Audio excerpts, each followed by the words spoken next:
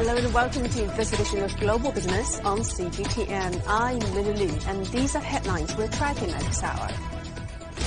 Maintaining growth. China's services sector continues to grow in July, but the pace of expansion slows from June. We get behind the numbers. Mixed results. SpaceX Q2 earnings see a sharp increase fueled by growth in Starlink and AI businesses. Share prices dive following the broader tech sell-off. Excess profits. Donald Trump accused global energy firms of making too much money. A slew of energy producers report strong results. And here's a quick check on Chinese mainland stock markets when we kick off the show, where we see key indices closed higher on Wednesday, hump day. The benchmark Shanghai Composite Index added close to 1.5% or 56 points. And the tech shares in Shenzhen jumped 1.3%, while mid-caps in Shenzhen jumped close to 1.9%, that is adding 258 points. We'll get you more details later in the program. For now, here's a quick check on regional markets and how Wall Street closed overnight.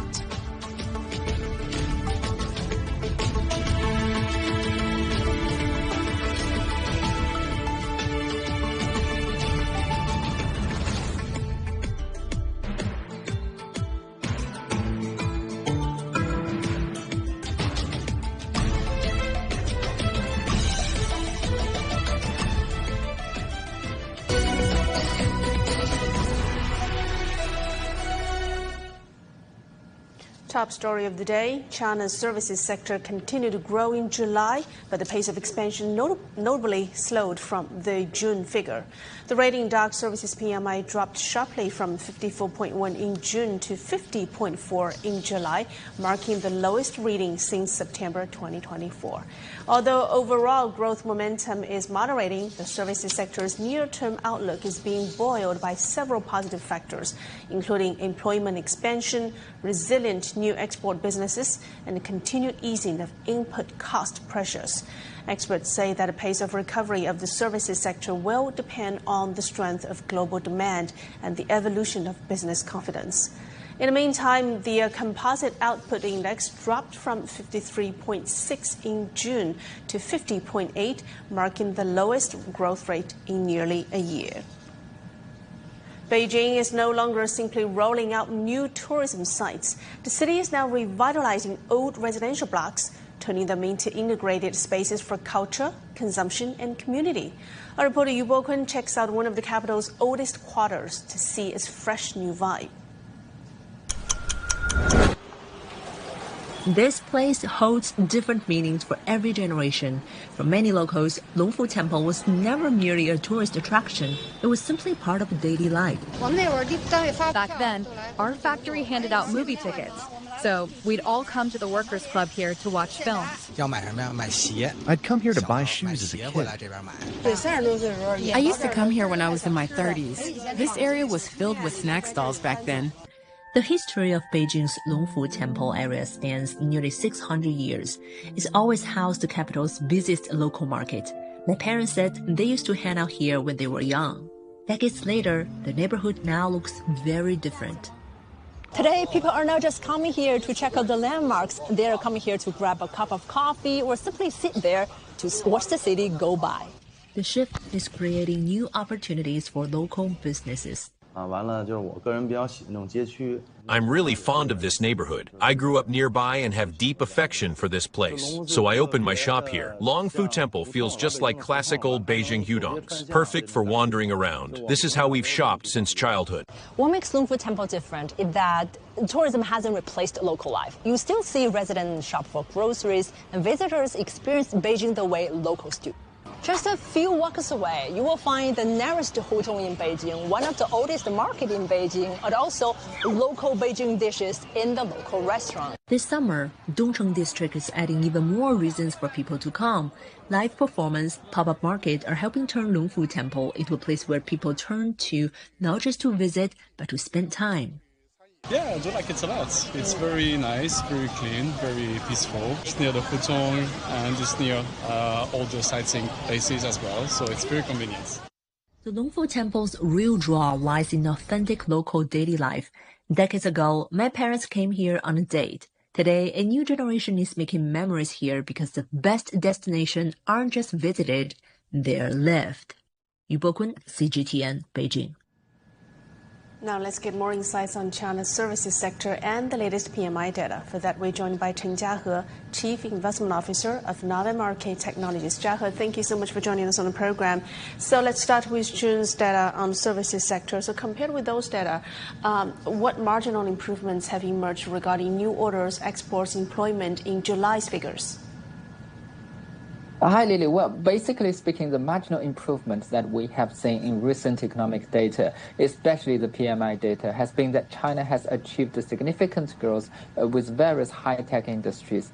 We can see the high technologies is now leading the growth of China's economy. It brings more orders and increases the global trade, including both the export and import, and also it improves the employment, especially the employment in the jobs that pay much more than traditional positions. So overall speaking, this rising with high technologies has brought China's economy forward with a very rapid pace. This has offset the negative influence of the economic sectors such as construction, which has recorded a slower growth in the past months, basically because there have been too many rains, which stopped the process of many construction work. Well, Jiahe, actually, what contributed to July services figure are very much seasonal factors with summer consumption. What does it tell us about recovery of domestic demand? Well, for the domestic demand, we can see there are drivers of growth in many different sectors. First of all, driven by better high technologies, high-tech related domestic demand has been growing at a very good pace. This includes many parts. For example, the consumption of high technologies. Also, the online shopping has been increased at a good speed. Meanwhile, we can also see that in last months, because the summer holiday has come, therefore the tourism industry has been increasing compared with the months before. Furthermore, when China is opening its gates wider and wider to the global market, we can also see there are much more foreigners coming to consume in China compared with last year. According to the official data, in the first 6 months of this year, the number of foreigners who came to visit China has increased by over 20% compared with the year of 2025. We don't yet have the data for July, but according to the trend of the first 6 months, the growth rate shall also be very high. This has strongly increased the domestic market of China as well as China's connection with the global economy. So you mentioned, Jiahe, how consumption in tourism-related sectors like catering, accommodation, cultural entertainment, they have been strong drivers of the services industry. How effective is this transmitting into corporate revenue, employment, spending confidence, and more importantly, sustained spending confidence? Well, the summer consumption, especially the summer consumption with tourism, catering, accommodation, all these sorts of things, have been a very strong driver for the growth of employment as well as the consumption confidence.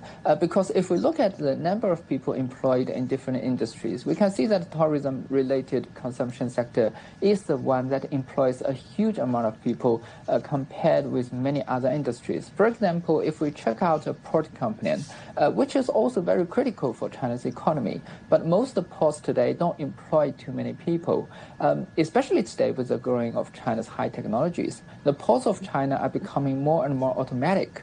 Therefore, its contribution to employment is not that strong. But if we look at tourism, if we look at service industry, you need a lot of people to do all these jobs. You basically just can't exclude people from all these small service industries. Customers need human staff to welcome and serve them in all scenarios. So these industries are really important for the development of employment. And it also brings a lot of revenue for the local businesses, especially the local small businesses. Therefore, if we look at the local economy, these service-related consumption industries are having a role that is clearly very important. Well, thank you so much, Jiahe. Please stay with us for more discussions later on in the program. Well, on-screen stories and unique neighborhoods are drawing international tourists deeper into China's local history and design. films and other creative works are turning historic streets across the country in travel destinations. And in Shanghai, this push is especially strong. In the first half of 2026, the city recorded more than 4 million foreign visitor arrivals. That is up nearly 30% year on year. And for many, the city's blend of local fashion and Chinese design is a major part of the draw. It's a beautiful day, so it's just a really nice spot to come sit and have a drink and relax. So it's quite busy and quite touristy, as you can see, but sat in a coffee shop like this to just chill out. We've got a game and we're going to just have a drink. And also I think this is, from like the research that we did, this has like the most kind of shops along kind of one area that appealed the most, so that's why we came over here, yeah. I've seen a few, I don't remember their names, but I liked kind of like the silks. Those are really pretty. You can find something new and fresh in Shanghai as well, and the museum here is very well organized. From bustling Huaihai Road in Shanghai to trendy feeds on social media, a new wave of international tourists is reshaping China's retail landscape. Armed with digital shopping lists and empty suitcases, visitors are flocking to the city's premier 2.2-kilometer shopping stretch in search of hard-to-find domestic brands. Zhang Shixuan reports on how relaxed visa regulations are turning sightseers into serious shoppers, giving local consumer spending a significant boost. Found the coolest sneakers walking around Shanghai. Here's the thing about Shanghai right now. Spend any time scrolling through social media, and you're increasingly likely to see it. Your friends are posting about it, and if you're not here, you may feel like you're missing out. For Instagram? A lot on my page in my phone, like TikTok, Instagram. We see Instagram. And we come for this center only for buy this. From social media, I've seen on Instagram, on Xiaohongshu. Also, you're a follower of Pain. Yeah. You also have 18 other brands. Yeah. Yes. It's popular in Thailand. TikTok, Instagram, Xiaohongshu, the same answer keeps coming up again and again. I'm from Indonesia. Russia. Bangkok, Thailand. Singapore. United States. California. New York. I'm from Indonesia. I'm from Singapore. I'm from Thailand. So, what exactly is on their shopping list today? Spoiler alert, it may not be what you think. Sunglasses, purses, accessories. Maybe this one, this one, and maybe one more. Clothes, bags, sunglasses. We saw some cool sunglasses. Hopefully a new purse. Yeah. Me shoes, maybe. We bought a lot of small trinkets and then pants from Solomon. And new shirt. Oh, yes, we got these recently. We're matching. The toys? Yes. I got a t-shirt. What's in your bag? Shoes, very beautiful one, red and white one. They're finding these brands on their phones, sometimes from half a world away. I actually found it on TikTok, and then I ordered one when I was in New York. I waited a while, and now I'm in Shanghai, and I said, why not check them out? And once they arrive in Shanghai, they come looking for the stores. This 2.2-kilometer stretch is the Huaihai Road shopping area. This street is lined with plane trees and historic facades. Some of these buildings are among Shanghai's most iconic. Standing here, you're surrounded by people who have traveled from across Asia and beyond. They're not just here to do some sightseeing and take photos of the city's skylines. They're here to do some serious shopping. It's making my wallet hurt. Literally just shopping, eating today, and then maybe some museum stuff tomorrow, but just shopping for today.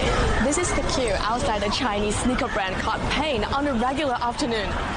Buy some shoes. Nowadays, one of the most popular brands in Asia. Local labels like this are becoming part of the Shanghai souvenir list, although these are souvenirs designed to be worn. I think we will be the most beautiful and fashionable ladies in our city. Beautiful. Thai people like this because we have to pre-order this shoe. Yesterday I buy 5, and today my mom buy 1. I wear it to Disneyland yesterday. I saw it in the window, and I was like, I need that bag. I visited 4 brands along the street. At some stores, managers say international shoppers can account for around half or more of customer traffic during their busiest periods. International customers make up 80% of our weekend traffic. The average transaction is around 1,000 yuan or more. Their favorite styles are the runway pieces and leather goods. We get about 1,600 visitors on average. At peak times, 50% are international. Most of them buy at least 2 pairs. Our biggest single order was 20,000 yuan from one customer. He was buying gifts for his family. The conversion rate is high, and besides bags, they also love to pick out bag charms to mix and match.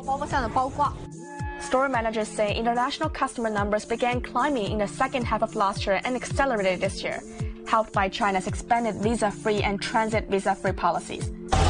For the most part, say, for example, we go to New York City, you'll have like certain sections with shopping, but over here, you go from one place to another, it's a whole different experience. Then you go to like a different neighborhood, and it's like, again, shopping malls and different stores. So that part I like. You go to different places and it's different, and a lot of cafes. Love the coffee scene here. The difference in architecture, there's like Shanghai-only brands here too. Yeah, the independent designers are like really nice. I feel like we have less independent designers, and when we shop, we just shop at like the big brands or go thrifting in California. It's so different and unique, and I'm just loving all the different things that, you know, Shanghai and just China has to offer. So I think it's more, you know, like a modern and sleek looking. So I just like that it's not everywhere in the U.S. and it's a bit more of a rare find. The style and the design and architecture of everything is just done so much more beautifully, in my opinion. I think everything feels very grand here, which I don't really feel in Singapore. But I think a lot of effort was put into the design of like the stores, and yeah, I think that's something that's very unique about Shanghai. This is Shanghai, and the world is shopping. Zhang Shixuan, SMG International for CGTN Shanghai. And it's still to come here on Global Business. Look at mixed results. SpaceX Q2 earnings sees a sharp increase that is fueled by growth in Starlink and AI businesses. The share price is diving after trading market low following broader tech sell-off.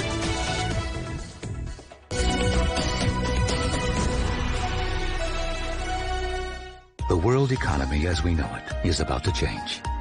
Global business reports highlight emerging markets, developing countries, and dynamic sectors worldwide. We feature top analysts and newsmakers to provide perspectives on every facet of business. From an on-the-ground perspective, we provide you with balanced and objective assessments. Fast, sharp, and insightful. Global Business. Only on CGTN.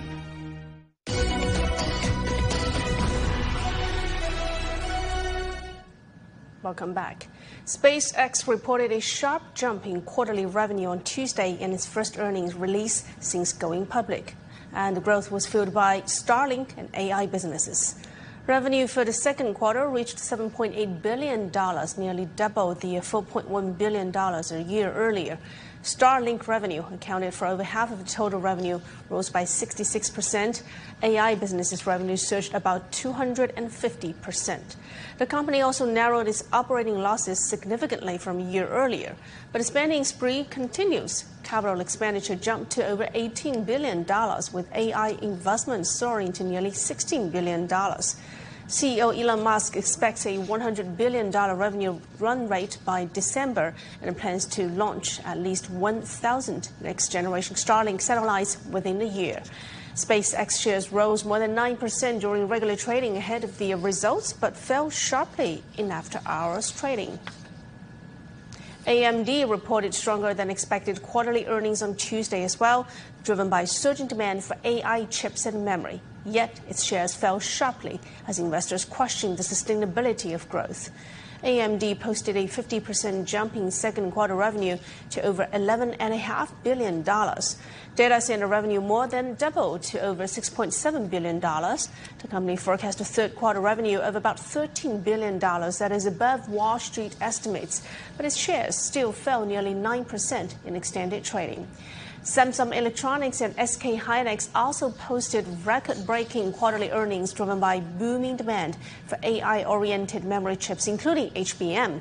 However, their share prices tumbled sharply after results release as investors took profits and grew cautious over the sustainability of memory chip price hikes amid capacity expansion plans. And in the meantime, hallucinating non-existent cases have sparked concerns in the U.S. legal system as lawyers are increasingly using AI to help with their work. Mark New has more from San Francisco. In an immigration court proceeding in July, a U.S. federal judge scolded attorneys from the Department of Justice for citing the case Taylor versus Hott. Problem is, the judge couldn't find any such case, leading her to say it is no secret that generative AI programs are known to hallucinate non-existent cases. Big name law firms like Sullivan & Cromwell back in April that had to file an emergency letter with a Manhattan bankruptcy judge admitting that its court filing contained roughly 30 or so made-up cases. In June, the Ninth Circuit Court of Appeals sanctioned a couple of attorneys, $2,500 each, for filing briefs with made-up cases. This site, run by legal researcher Damian Charlton, has documented more than 1,800 legal decisions in cases where generative AI has produced hallucinated content, with the vast majority being in the United States. So far, the punishments have typically been admonishments, warnings, and fines. Lawyer Crawford Appleby, who is a member of his firm's AI committee, says AI is hallucinating in different ways. AI could make up a fake case. You could have a fake name and a fake citation, and you put it into a database and you find nothing. Right? Then there's the level of it's a real case, but it doesn't actually say that. Either AI includes references a quote that isn't in the case, or it says that the case stands for something that it doesn't. So you have that level as well. A Stanford University-led study also found that even legal AI research tools made by LexisNexis and Thomson Reuters hallucinated between 17 to 33% of the time. To my knowledge, there is no AI platform that can actually guarantee zero hallucinations right now. Doesn't matter what kind of technology you're using behind the scenes, it's still a possibility. And so, in my opinion, the cure for hallucinations right now is human verification. Despite the hallucinations, a new report from Moray Global Corporation found that nearly half of all legal organizations have integrated or embedded AI across their legal processes. I think it is posing a bit of an issue and really asking the question of what does it mean to be a lawyer in this day and age, and what work should you be doing yourself versus what work should you be having AI do for you. Even though legal organizations increasingly integrate AI, the Moray report found that about 2/3 of senior legal professionals are concerned that the cost of human verification and oversights may outweigh the benefits of AI's efficiency. Mark New, CGTN, San Francisco. Shifting gears to oil markets, global oil prices recovered slightly on Wednesday afternoon after falling on Tuesday amid ongoing negotiations to reopen Strait of Hormuz. Brent crude futures advanced 0.7% to $79.9 per barrel, almost touching the $80 benchmark at 700 GMT. In the meantime, U.S. WTI crude inched down to $75.6 per barrel. The Strait of Hormuz closure has caused sharp fluctuations in oil prices since the war began in February. And in the meantime, 7 OPEC plus countries have agreed to raise their daily oil production cap by 188,000 barrels in September to support the oil market. Saudi Arabia's state-owned energy giant Aramco has reported a 44% jump in profit during the second quarter, driven by soaring oil prices and a volatile market. The world's largest crude producer raked in a profit of $32.7 billion in April to June period. It says the strong performance is chiefly attributed to higher prices for refined products, chemicals, and crude oil. In the meantime, other industry heavyweights, including ExxonMobil, Chevron, BP, also posted strong results over the same quarter. And in the meantime, U.S. President Donald Trump has accused companies of making too much money from the global energy market disruption that is caused by the Middle East conflict. He added that firms should give some of it back to the public. They're making too much money, okay? Based on a shortage, they're making too much money. When you look at one company where they made 12 times what they made the year before, they're going to give some of that back to the public, and they better cut the retail price, the consumer price. Well, it's another packed day with earnings season getting into the thick. And for that, let's cross over to Chen Jiahe again. Jiahe, thank you for staying with us. Let's start with SpaceX. Now, the company posted a strong revenue growth for second quarter, however, getting a negative market reaction, while other tech firms, AMD, Samsung, SK Hynix, all have the same thing. Strong earnings, weak stock market. What does this divergence tell us about the current market logic and also the tech industry investment trends? Well, the logic behind the current situation of SpaceX compared with semiconductor giants such as AMD, Samsung, SK Hynix is very different. Let me try to walk through them one by one. For SpaceX, the main problem at this very moment is that it's basically too expensive. If we look at the valuation of SpaceX, it's too expensive compared with either its revenue or its profit.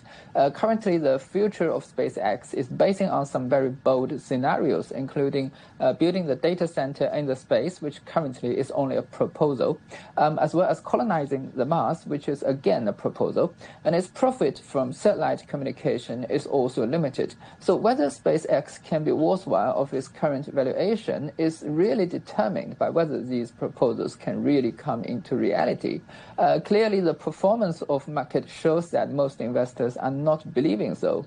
On the other side, if we look at semiconductor companies, they are having very good profits, but investors are also not so confident about them because their current profit is basing on a very good demand from the AI industry. But the AI companies are not getting paid enough from their customers, which means they have been investing quite a lot of money to buy the semiconductor products, which has pushed up the profits of these semiconductor high-tech firms. But whether this investment can be continued without the real demand from the final consumers, clearly the market is also casting doubt on this. Let's continue our discussion on AI firms. We are in the middle of an AI boom, so how do you view the different valuations in, let's say, high growth, loss-making tech firms and profitable, mature chip makers? Well, as I have been investor who basically follow the path of Warren Buffett, both the high-growth loss-making tech firms and the profitable, matured semiconductor companies amid this global AI boom are basically a bit too expensive for me, but they are expensive in different ways. For the high-growth loss-making tech firms such as SpaceX, it's expensive to me because its valuation against the fundamental is basically too much. So it's kind of expensive with high valuation ratios such as PE ratio, price to sales ratio, etc. But for the semiconductor companies, if you look at the valuation from the traditional way, such as price earning ratio, you might find they are not that expensive. But the question is, you would not be believing that this profit can be continued. If the global AI boom stops somehow in the future, then its profit will drop. That means the current valuation can also be too expensive. So these two different types of companies are not cheap in my point of view, but they have been expensive in different ways. Okay, let's get to the oil market. To what extent do you think are Saudi Aramco's record profits driven by geopolitical reasons? And also, what do you have to say to Donald Trump's remarks that these firms are just making too much money? Yes, definitely. The record profits of oil giants in today's global market are basically driven by the geopolitical supply disruption. That is to say, if there is no geopolitical tension in the Middle East, then we will not see the oil price being so expensive, which is posing a lot of stress to the growth of the global economy. And definitely, we will not see the profit of global oil giants to be so high. And for their profits, well, there's not much things to either praise or criticize about, I think, because these are oil businesses, and they get the profits in the years where there is very high oil price, and they make losses when the oil price is low. So the basic problem does not come from the profit or the loss of these oil giants, but comes from the geopolitical tension in the Middle East, which is disrupting the supply of global oil industry, and it pushes up the oil price and it puts a pressure on the global economy. Well, thank you so much for your insights. That's Mr. Chen Jiahe, CIO of Nave Market Technologies. From stocks to currencies, the Japanese yen briefly eased to 157 against the US dollar on Wednesday. following recent bouts of intervention and a forceful show of U.S. support. The yen edged up roughly 0.4% from Monday's high of 155. U.S. Treasury Secretary Scott Bessent said on Tuesday that Washington will do whatever it takes to support Japan's efforts to stabilize the yen. He also told public broadcaster NHK that he was sure that Bank of Japan Governor Kazuo Ueda will do what is best for the country's economy. A Japanese economist noted that the root causes weakening the yen had yet to be eliminated and that forex intervention should hardly shore up the currency over the long run. What is key is that the U.S. Treasury bought yen for euros instead of selling dollars, a highly unusual move likely aimed at helping Japan strengthen the yen without using dollars. The strengthening effect on the yen might only sustain for 2 months if the market notices this move. The Japanese government's intervention is actually further weakening the yen. The country now has huge government debt. As it continues to further its fiscal expansion, the effective intervention will be weakened after a period of time and the yen will depreciate again. This will be followed by rising prices, and more interventions will have to be put in place to curb prices. The Japanese Defense Ministry's newly published white paper has raised fears that rising defense outlays could come at the expense of public livelihood spending. This comes as the cost of living continues to mount across the country. Recently released minutes from the Bank of Japan's Policy Board meeting in June showed a wide concern that inflation could exceed the central bank's target of 2%. In the meantime, a recent survey of Tekako Daka Bank showed that price hikes for nearly 2,000 food items in August and more than 3,000 in September. The Tokyo-based daily Mananichi Shinbu warns that unchecked military expense could reduce public livelihood spending and undermine citizens' quality of life. You're watching Global Business on CGTN. Still to come on the program, extreme weather. Heat waves continue to sweep across vast regions of the world, exacerbated by El Nino and other climate influences.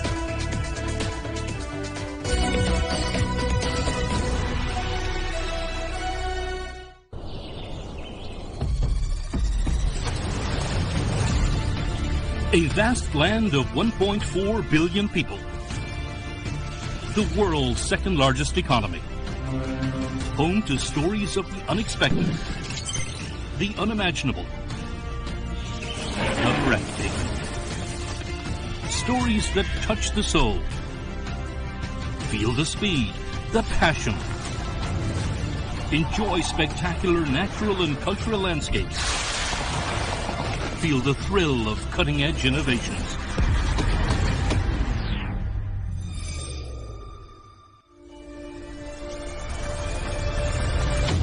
Discovering China. Global Biz. China Travel. We present the China never seen before.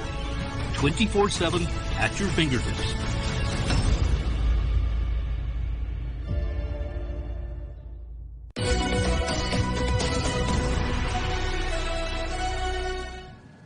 The Republic of Korea President Lee Jae-myung says the country's record heat wave is a national disaster as the death toll rises to 19.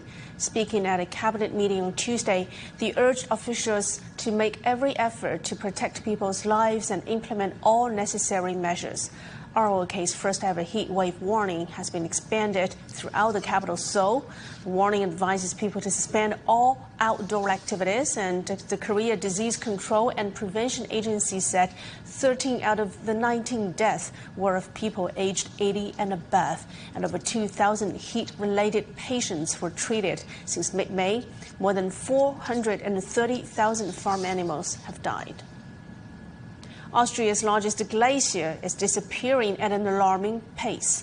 Scientists warn that it is likely to split into 2 sessions and this year as Europe's relentless heat waves accelerate the melting, threatening one of the country's most iconic natural landmarks.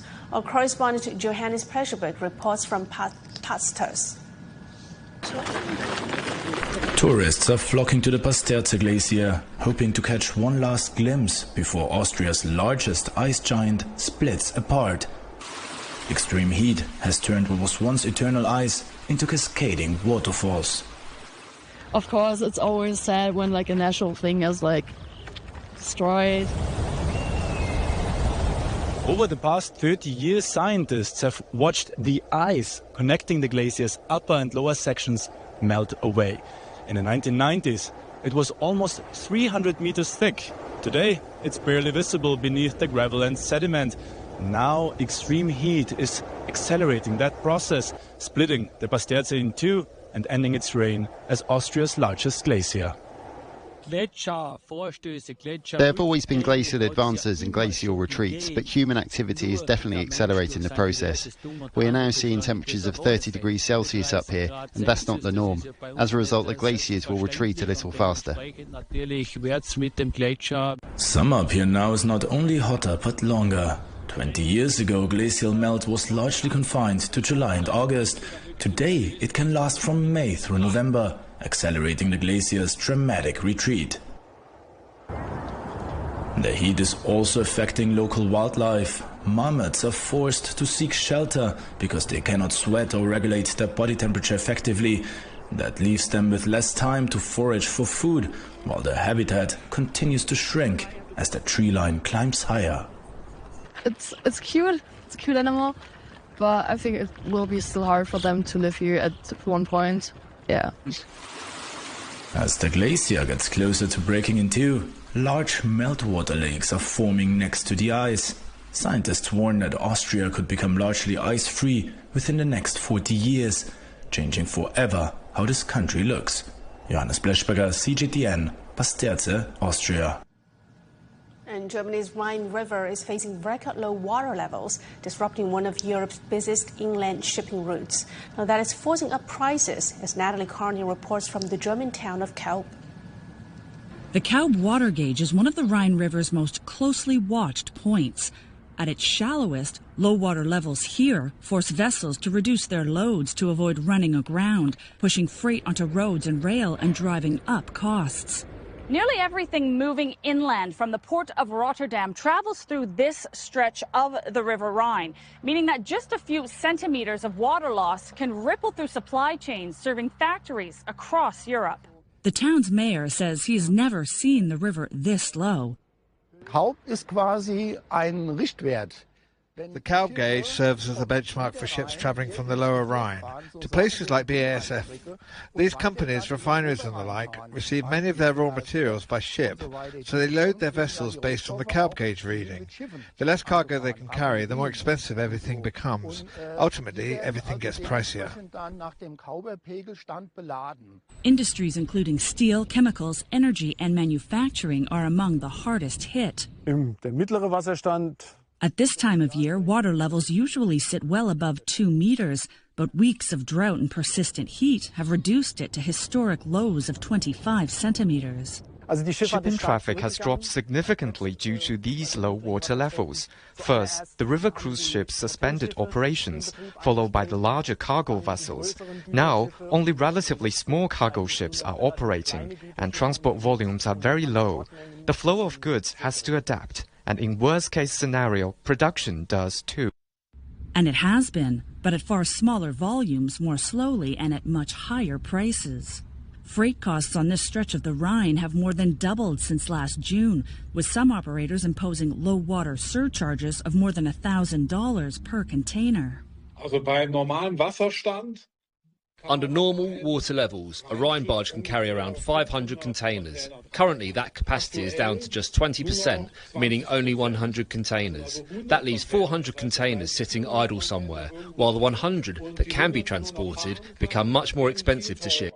Meanwhile, trucks, trains and additional barges cannot fully make up for the lost river freight capacity. There are plans to deepen the Middle Rhine by an additional 20 centimeters, but the project isn't expected to be completed until 2033. Unlike previous major low-water events, these conditions have arrived in the middle of summer, raising fears that distribution could continue for weeks or even months. Natalie Carney, CGTN, in Kaub. And over in Hungary, the Danube River is facing the same headwinds. The river has recorded its lowest water levels in decades, with power plants close to shutting down. Hungarian Prime Minister Peter Magyar says that only 1 out of 8 turbines at the country's nuclear power stations is still operating. Our correspondent Pablo Gutierrez has more from Budapest. Nuclear power is the backbone of this country. 50% of the electricity that is generated and consumed here in Hungary, it comes from the Pax nuclear power plant. Now, river levels are at historic low after 44 years. Right now, they're registering at around 23 centimeters. That's not enough to cool the Pax nuclear power plant. So what we expect to see right now is Hungary to rely a lot more on the imports of electricity. But this comes at a time when other countries have also increased usage of electricity and those costs are rising. So Peter Magyar's government is saying right now they expect to pay between $323 to $600 million additionally in imports just to compensate for the loss right now. But that's just the beginning. If we look at the impact on tourism, about 600,000 tourists come up and down the Danube in river cruises during the summer month. Those ships have been docked a few kilometers north from Hungary in cities like Győr or Esztergom. That's where they're at because they cannot come down. They cannot flow all the way down to the Black Sea. This is not just a river for tourists, but this is a waterway where commerce flows, through 10 different countries. And we are seeing that impact right now among all of those carriers. They're down by 20 to 30%. So some of those goods are not getting across as they should be at this time of the year. And with that, we've come to the end of this edition of Global Business on CGTN. Thanks for being with us. I'm Lina Liu. Till next time, bye for now.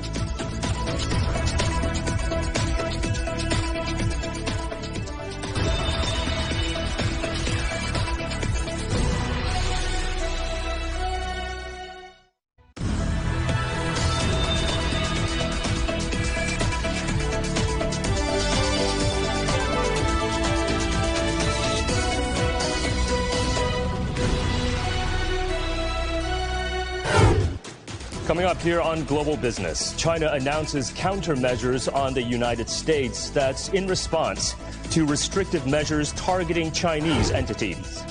General Motors extends its joint venture with Chinese automaker SAIC for another 20 years, aiming to fast-track its tech transformation, but also to boost growth. And $100 billion, or nearly 60% of the so-called Liberation Day tariffs, have been refunded. That's after the U.S. Supreme Court invalidated the emergency authority behind them.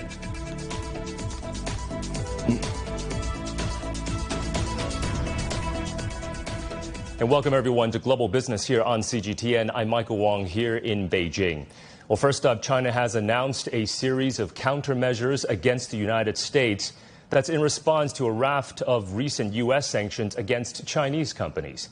Countermeasures include tighter export controls on U.S. inbound drones and key components, and listing 6 U.S. entities on the countermeasure list. China's Ministry of Commerce has launched a national security investigation into imported office equipment as well, specifically devices with printing and copying functions that run on foreign system software. The investigation, effective on Wednesday, marks the country's first national security investigation targeting foreign trade activities. The ministry described these countermeasures as restrained, saying China cherishes the hard-won stability in bilateral economic and trade ties. It also warned that if Washington insists on introducing new restrictive measures against China, China will take further counteractions. Well, Chinese automaker SAIC Motor and General Motors announced on Wednesday that they have extended their joint venture partnership by another 20 years. Securing the alliance through the year 2047. Both sides noted that the renewal builds on nearly 30 years of successful collaboration, underpinned by their shared confidence in the Chinese automotive market's long-term value. John Roth, GM Senior Vice President and President of GM China, said GM will further pool local R&D strengths and integrate more closely with China's tech industry chain. The GM is among a growing number of foreign enterprises reaffirming their confidence in the Chinese market. The data from the Ministry of Commerce reveals that nearly 4,800 foreign-funded firms increased their investments in China during the first half of this year, while the number of newly established foreign invested enterprises climbed 5.3% year-on-year. Well, foreign companies are deepening their innovation footprint here in China, with more than a dozen R&D centers opening or expanding in Shanghai alone in the first half of this year. The shift comes as multinationals increasingly view the country as a global innovation hub rather than just a consumer market. Our reporter Bi Ran has more from Shanghai. In the first half of 2026 alone, more than a dozen of foreign-funded R&D centers either opened or expanded in Shanghai. According to the Ministry of Commerce, over 25,000 new firms were established with foreign investment in the first 5 months of this year, while nearly 4,000 companies increased their foreign investment. Here in Shanghai's Taohejing High-Tech Park, some of the world's leading companies from Estée Lauder and SK hynix to Abbott have made a strong presence. British health and hygiene company Reckitt has now opened its largest science and innovation center in Asia here, underscoring Shanghai's role as a hub for global innovation. The center is the company's 9th global R&D hub, with total investment exceeding 300 million yuan.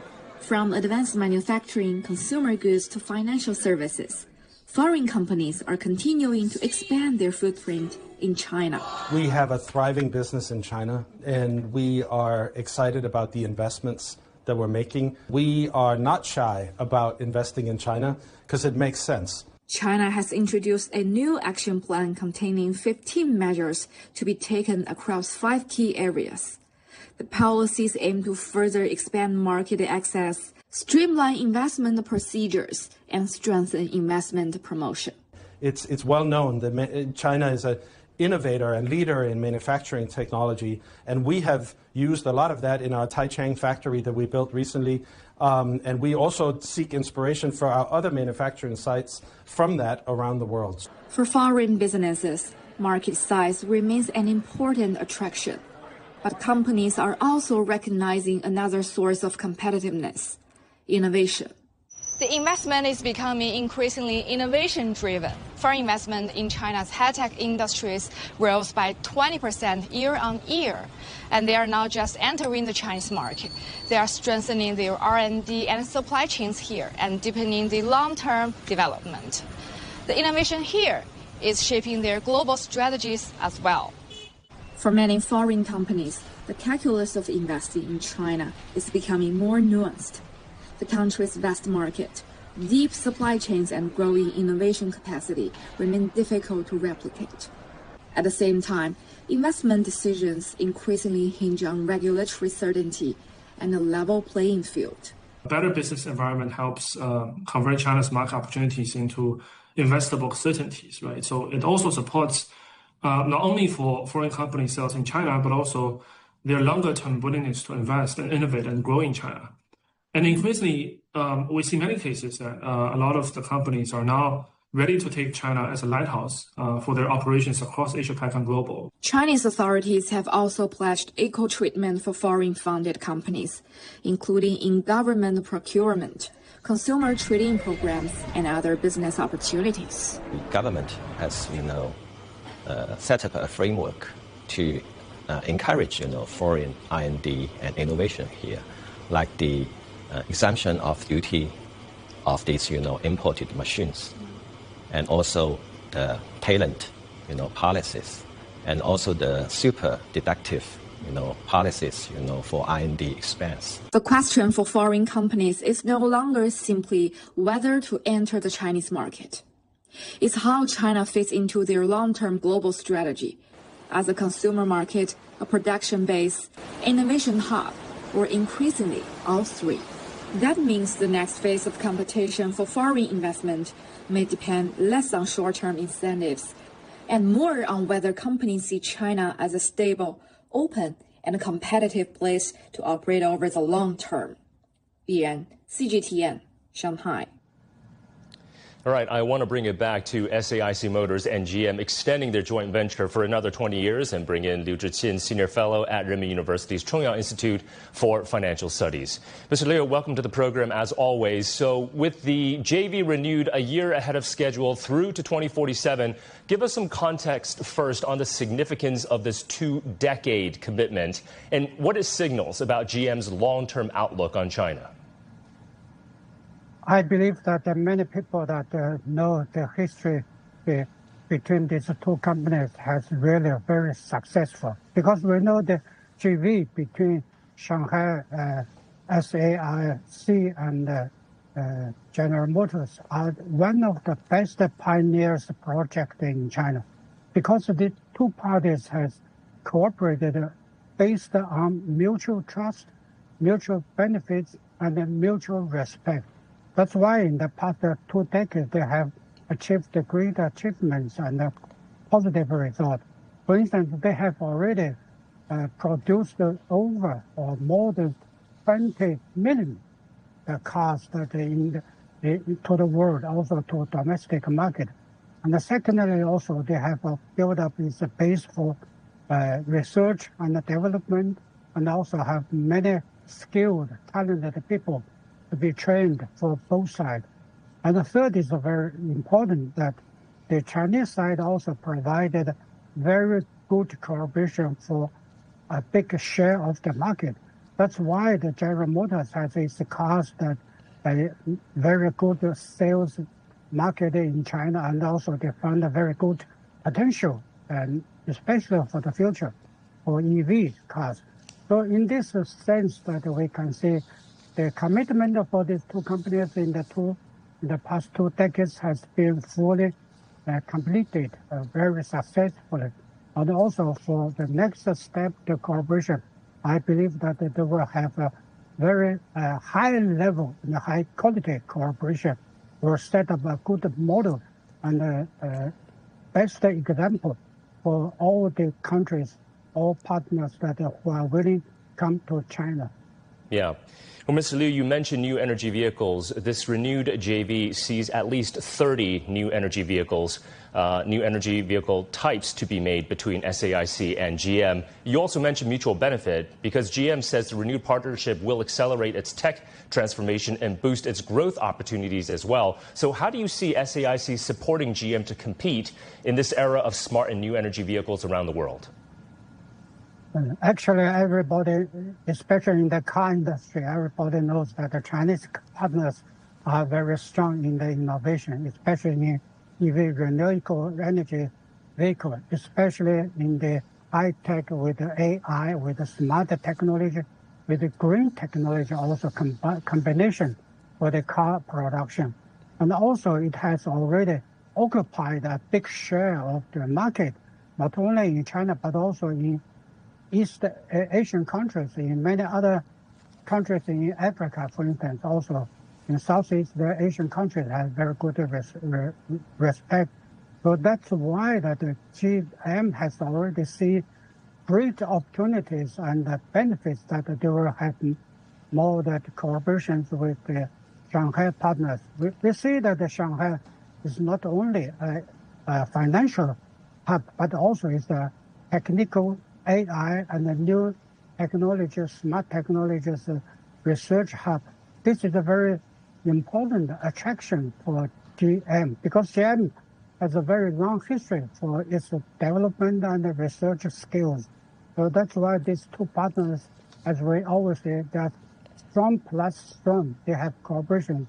This will have more win-win opportunities for both sides, but also I think for two countries to have a good model and a good example for all the rest of the companies in the United States who are willing to come to China to see what happened and what the GM is doing in China. They will learn something from that. Well, Mr. Liu, it's not just the partnership between SAIC and GM. We are also seeing Ford, for example, deepening cooperation with Chinese automaker Geely over in Spain. Stellantis also working with China's Leap Motor in Spain, and Stellantis is also partnering with China's Dongfeng Motor Group in France. Is this becoming a new model for the global auto industry, where Chinese companies are increasingly seen as technology partners and not just manufacturing partners in order to boost competitiveness?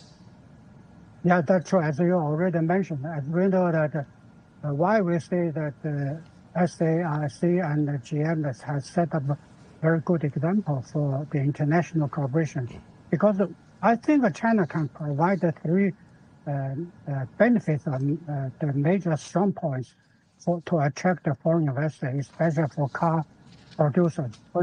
One is the market share, because China's market demand is very strong. It's also very boosting the industry. And secondly, China has the very skilled people that have talented help to assist all this new development of the car industry, especially in the green technology. That will have more benefits for all countries who are willing to set up factories in China. And the third is very important, that China's policy is very consistent, cooperative, very transparent, also very helpful for foreign companies, because they will come to China, they will see much better the conditions here, environment here for doing business, and much better, much convenient than there at their own home market. This is true. Many foreign companies have already expressed their wishes come to China, because China can provide something more than their own countries or partners in the mainland. So in this way, we should say that we can be sure that more companies in the United States and also the other countries can follow up the example to come to have more cooperation with China. I think this is a good for Chinese companies to go abroad, to have more contacts with outside. That is our dual circulation. We have a unified market, but not only domestic market, but also the market in global conditions. Okay, we are going to leave it there. Mr. Liu, many thanks as always. That's Liu Zhiqian, a senior fellow at Renmin University's Chongyang Institute for Financial Studies. And moving on now to some other business headlines we are tracking across China, where data from the China Passenger Car Association shows a strong rebound for the domestic NEV market for the month of July. Wholesale deliveries of new energy passenger vehicles reached 1.47 million units, marking a 23% year-on-year increase and the highest monthly growth rate so far this year. Chinese-made electric vehicles captured a 35% share of the Republic of Korea's EV market for the first time in the first half of 2026, with nearly 70,000 units newly registered, up nearly 179% year-on-year. And Unitree Robotics started a preliminary inquiry for its initial public offering and listing on the STAR Market on Wednesday, with a post-IPO valuation expected to exceed some 40 billion yuan, or around $5.9 billion US. The Chinese robot maker plans to issue over 40 million new shares to fund R&D and manufacturing expansion. All right, still to come here on Global Business.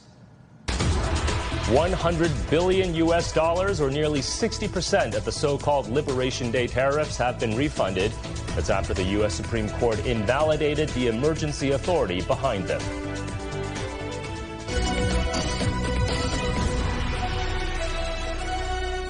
The world economy as we know it is about to change.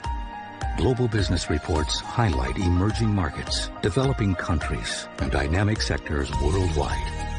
We feature top analysts and newsmakers to provide perspectives on every facet of business.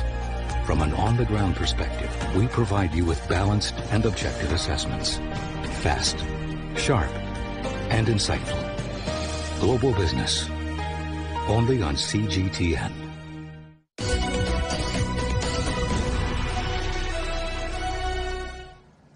All right, in other headlines that we are tracking at this hour, in the United States, the private sector added 44,000 jobs in the month of July. That is according to a new report from ADP. The data compiler also noting that year-on-year wage growth for job changers accelerated to its fastest pace in nearly a year. Meanwhile, recent court filings show the Trump administration has paid out about $100 billion in tariff refunds since the U.S. Supreme Court overturned most tariffs imposed on trading partners in February. Now, that accounts for nearly 60% of those so-called Liberation Day tariffs. And across the Atlantic, Eurozone business activity rising to an 8-month high in July, driven by improvement in both services, but also when it comes to manufacturing. The S&P Global Composite PMI for the Eurozone rising to a reading of 52 in July. That is comfortably above that 50 benchmark that separates growth from contraction. That also represents the single currency area's first expansion since March.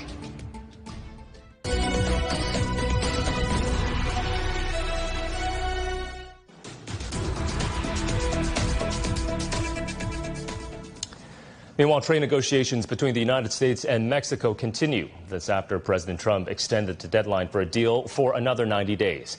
Yet many Mexican businesses are already experiencing the economic impact. CGTN's Alistair Baverstock has more. Mexico City, where Ana Lilia Herrera has run her dressmaking business Costumodas since 2022. However, 2026 has been a struggle when it comes to sourcing the fabrics and textiles she needs for her work. 30%. Fabric prices have risen by around 30%, but the biggest problem is quality. I pay more money and receive an inferior product. Pero en la calidad ya es más bajita. Textiles are more difficult to source for this micro-business due to tariffs. This year, under pressure from the US, Mexico imposed higher tariffs on imports from non-free trade agreement countries, hitting more than 1,400 products, from textiles to steel. The impact is being felt throughout the global supply chain, particularly by wholesalers supplying thousands of small businesses across Mexico. En México ya no se producen textiles. Mexico doesn't produce enough textiles, so 90% of our stock is imported, primarily from the Middle East. The tariffs have raised import costs by around 35%. 35%. Almanza says the current difficulties have led him to import goods through the US, increasing costs but avoiding Mexican customs, which he says can't keep up with the constantly changing regulations. President Trump may have given negotiators another 90 days to reach a broader trade agreement, delaying the threat of higher US tariffs on Mexico.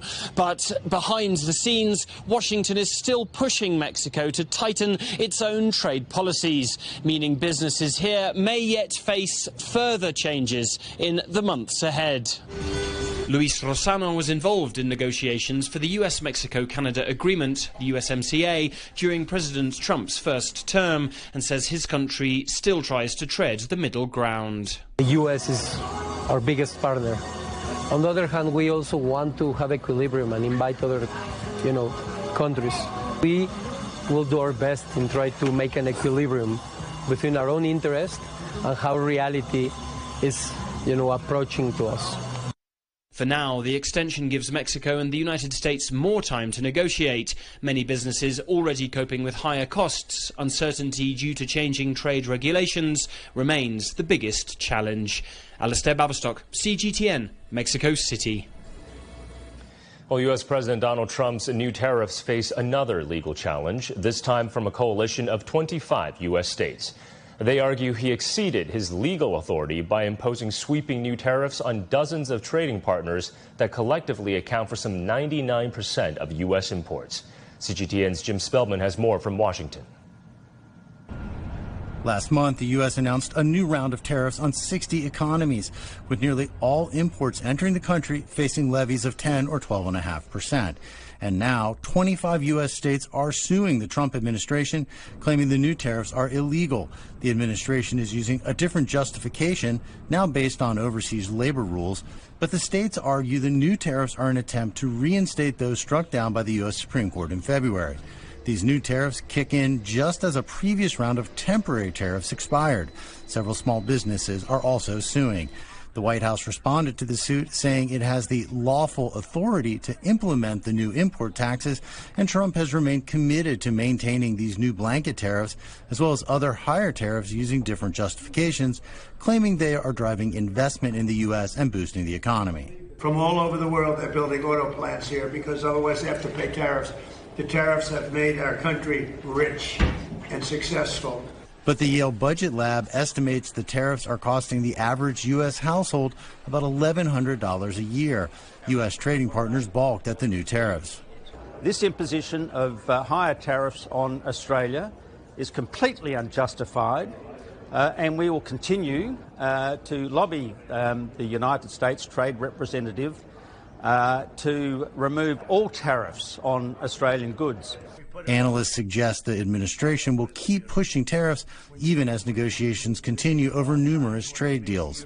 To maintain the leverage and the incentive for countries to continue to comply with the agreements that they have struck and maybe further negotiate with additional parties and have more agreements in the future. And so we do see that consistency even as the tariffs go up and down and switch authorities. The lawsuit is filed with the U.S. Court of International Trade. The states want the new tariffs ruled illegal and any collected levies to be returned to importers. It's not clear when the court will hear the case.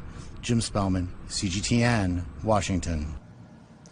Meanwhile, the Japanese yen briefly eased to 157 against the U.S. dollar on Wednesday following recent bouts of intervention and a forceful show of U.S. support. The yen edged up roughly 0.4% from Monday's high of 155. U.S. Treasury Secretary Scott Bessent saying on Tuesday that Washington will do, quote, whatever it takes to support Japan's efforts to stabilize its currency. He also told public broadcaster NHK that he was sure Bank of Japan Governor Kazuo Ueda will do what is best for the country's economy. China and Indonesia have launched a landmark cross-border payment system, allowing people in both countries to pay using their home apps with no cash or currency exchange required. Our Sakina Aluwalia has more from Jakarta. Paying for daily expenses in Jakarta used to be a challenge for Wang Minjun.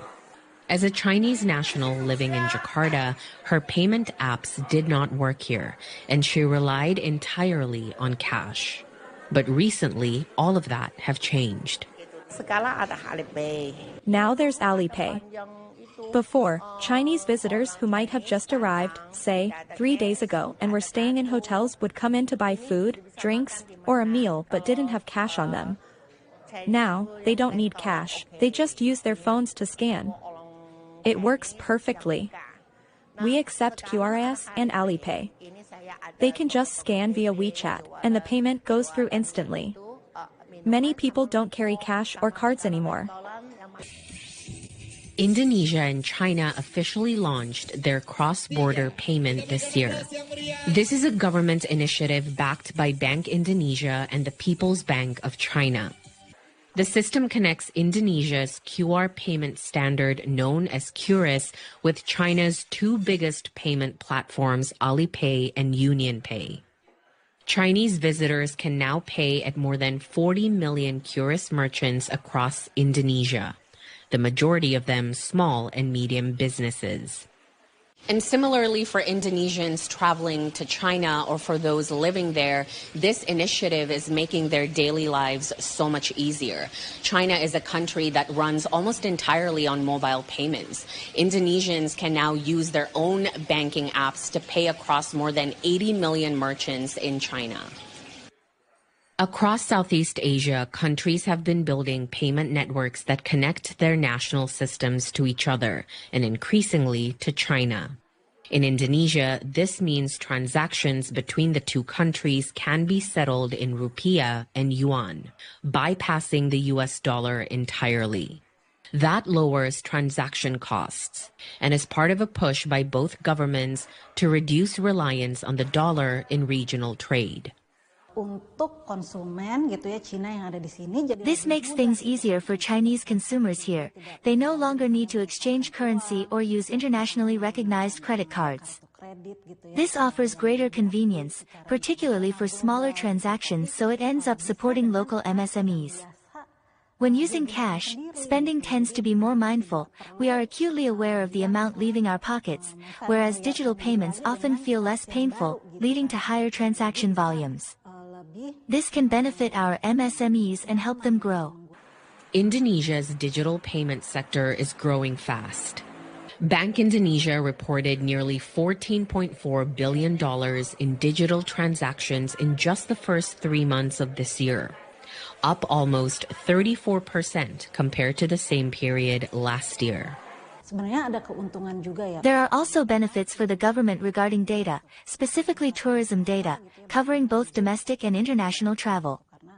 Cash transactions often go untracked, whereas using a system like QRS provides the government with better data on tourism, enabling them to formulate more effective policies.